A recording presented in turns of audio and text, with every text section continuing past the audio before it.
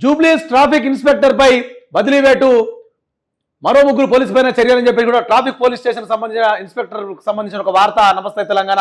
హైదరాబాద్ లో drunk and drive చలాన్ల మాఫీ చేయడానికి లంచాలు తీసుకుంటున్న ఆరోపణ నేపథ్యంలో జూబ్లీస్ ట్రాఫిక్ ఇన్స్పెక్టర్ నర్సింగరావుపై సిటీ పోలీస్ కమిషనర్ సజ్జనర్ వేటు వేశారు.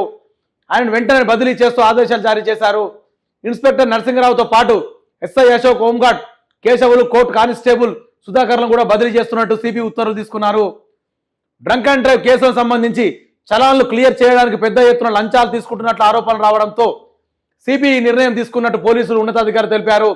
అవినీతి ఆరోపణలు ఎదుర్కొన్న పోలీసుల విషయంలో రాజీ పడే ప్రసక్తే లేదని, ఇప్పటికే ఇద్దరు ఏసీపీలు, నలుగురు ఇన్స్పెక్టర్లతో పాటు పలువురు పోలీసుల సిబ్బందిపై వేటు వేస్తూ నిర్ణయం తీసుకున్న సిపి సజ్జనర్ తాజాగా ఓ కేసులో లంచాలు తీసుకున్నట్లు కూడా ఆరోపణలు ఎదుర్కొంటే పోలీసులపై చర్యలు తీసుకున్నట్లు కూడా ఒక వార్త. హైదరాబాద్కు సంబంధించిన జూబ్లీస్ ట్రాఫిక్ ఇన్స్పెక్టర్పై బదిలీ వేటట.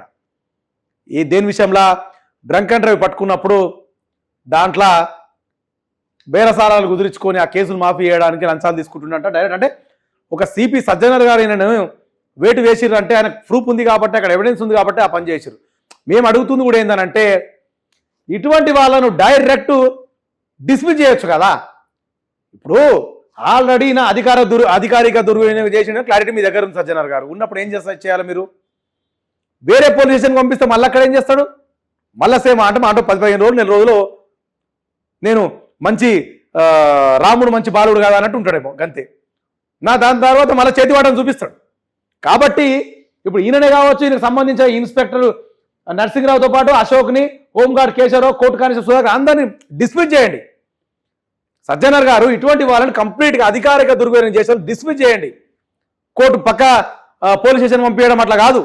మళ్ళీ ఇంకొకసారి సర్వీస్ డ్రెస్ శరీరం మీదకి రాకుండా, సర్వీస్ రివాల్వర్ ఆయన దగ్గర లేకుండా, ఈ అధికారం పెన్ పవర్ అనే అధికారం ఆయన దగ్గర లేకుండా మొత్తం డిస్మిస్ చేసేస్తే, మీరు ఇట్లా ఈ పని చేస్తే మాత్రము తెలంగాణ వ్యాప్తంగా ఉన్న పోలీసులు, అంటే ఎవరైతే అందరూ అంటలేము, ఎవరైతే అవినీతి పోలీసులు ఉన్నారో వాళ్ళకు ఒక భయం వస్తుంది.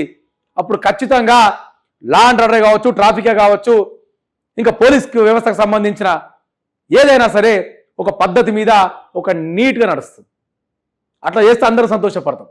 షేర్ చేయండి, లైక్ చేయండి, సబ్స్క్రైబ్ చేయండి. మరిన్ని వీడియోల కోసం బెల్ సింబల్ పై క్లిక్ చేయండి.